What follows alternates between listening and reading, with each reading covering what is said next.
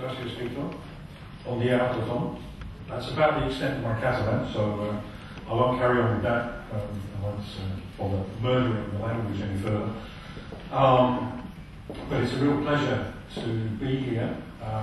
Also, as we were saying in the entrance hall, among so many old friends, also new faces, and to be here in such a magnificent setting. So I can only say that I'm deeply grateful to Victor and to Caroline and the rest of the team at Fusic for having put this impressive event together.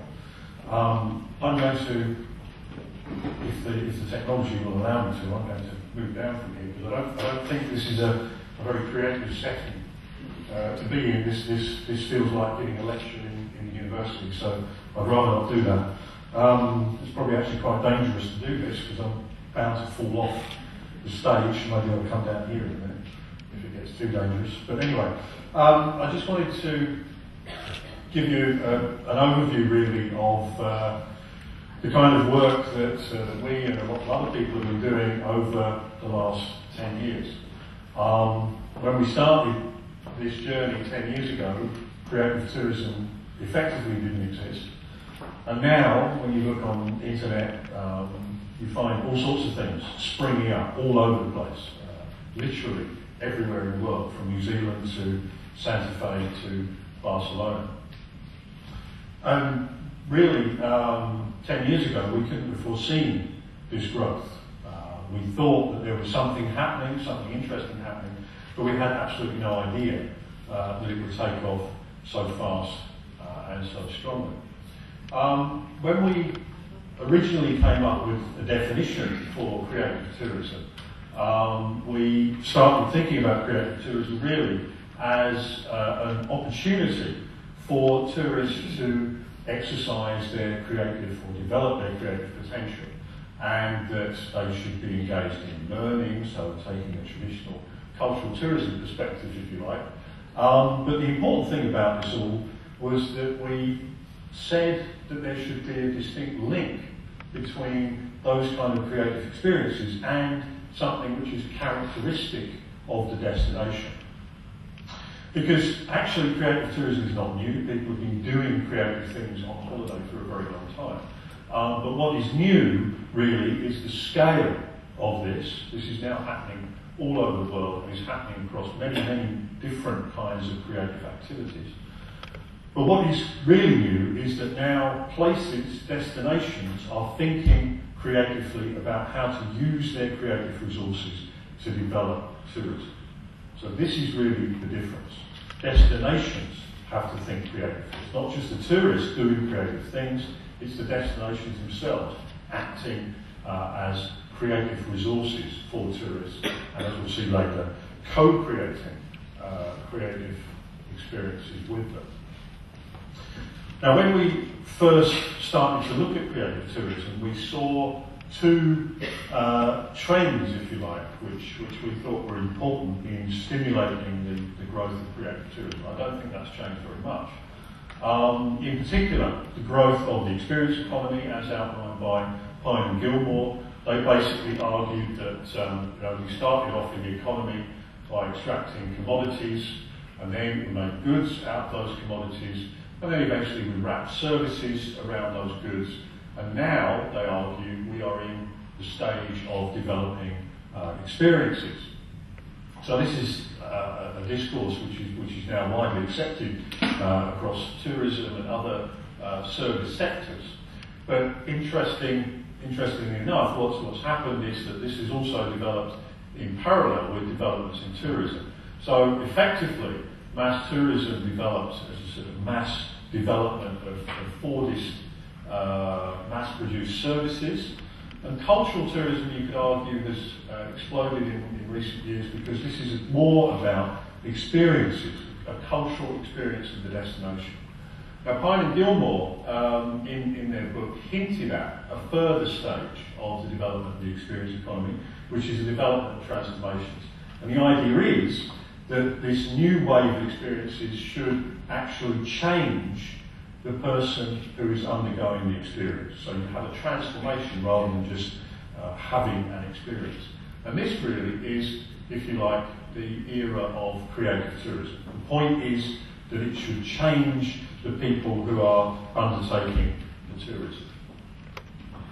And in the background of all this, what we can see is that the combination of tourism and culture in general is increasing. Our research on cultural tourism in Barcelona and elsewhere has consistently shown a higher proportion of people saying, yes, I am a cultural tourist, I'm consuming culture on my holiday.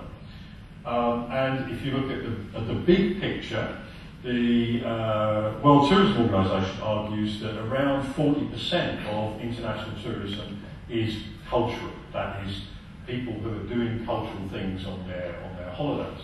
And so this means that the cultural tourism market is growing in line with international tourism. So it's gone from around 200 million in 1995 to over 350 million in 2007. So there is a significant growth in cultural tourism in general.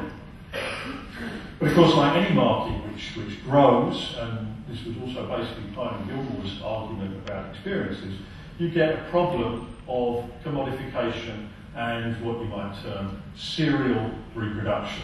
So everywhere you go, if you go to cities in different parts of the world, you'll see the same kind of strategies for cultural tourism development and for cultural development in general being adopted.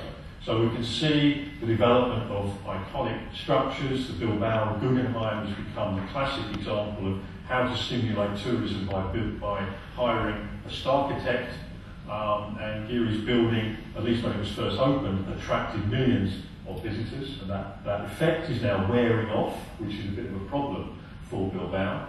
But cities around the world have copied this kind of strategy.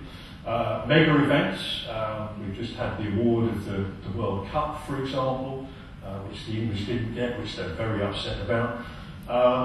But in culture as well, we're seeing things like the World Expo, the European Capital of Culture, being used to stimulate the growth of cultural tourism. And we're seeing the growth of theming. Cities theme themselves along particular cultural and creative lines. So Seoul sees itself as a design city. Barcelona has made good use of Gaudi and other cultural stars. And we also see what we call heritage mining, digging up the past to present as a cultural tourism artifact in the present.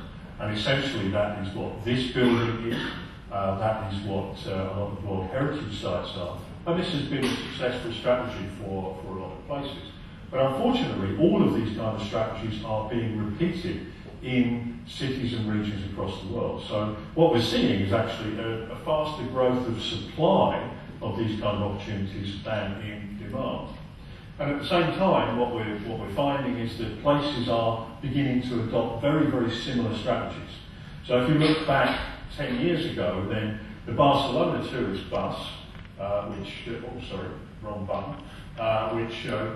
goes around the city and takes you to all the different cultural highlights of the city, was one of the few double-decker cultural tours, city tours in operation. And it was very, very successful. It's one of the biggest tourist attractions in Barcelona. But that successful has now been copied in cities across the world. So almost everywhere that you go, you find one of these buses, which is very, very good for the manufacturers of double-decker buses, but maybe slightly less good for the cultural tourism experience. And Paolo Russo has identified this problem in a number of cities worldwide. Essentially, he sees a vicious circle developing of people being attracted to major cultural attractions in the centre of the city, increasing congestion, which is a problem in sites such as La Pedrera, for example. That then reduces the return on the cultural system because the experience is diminished. You have a downgrading of the quality of products, and what happens is that the area of the cultural tourism product expands as people avoid these congested sites in the centre. So the system expands, and you get an increase of excursionists, shorter visits, and that increases the congestion and so on. Now, I'm not entirely convinced that it works exactly like this, but I do get the sense that there are a lot of cities which have these kind of problems. So we have an increasing development of copycat products, we have an increasing level of congestion at central star cultural sites, and we have a problem of a downgrading of cultural tourism, which has always been seen as an upmarket form of tourism. And this kind of mass cultural tourism, if you like, also creates some problems. This is Time Out Barcelona, offering you a guide to how to avoid tourists for 24 hours. This is aimed at locals who are increasingly concerned about the number and type of tourists in Barcelona. So this is one of the prices of success. Barcelona has been very successful in developing cultural tourism, but it is now seeing some of the disbenefits in terms of overcrowding, in terms of noise, in terms of all kinds of tourist nuisance, if you like. So I hope you guys are not going to contribute to this, because you are going to be sensitive, creative tourists while you're here. But this is certainly a problem. There's a certain irony, of course, in Time Out providing a guide for the locals on how to avoid tourists, because at the same time, Time Out produces a series of guides to tourists about how to find those hidden places where only the locals go. So they are having it both ways, if you like. They're telling everybody how to find each other or to avoid each other.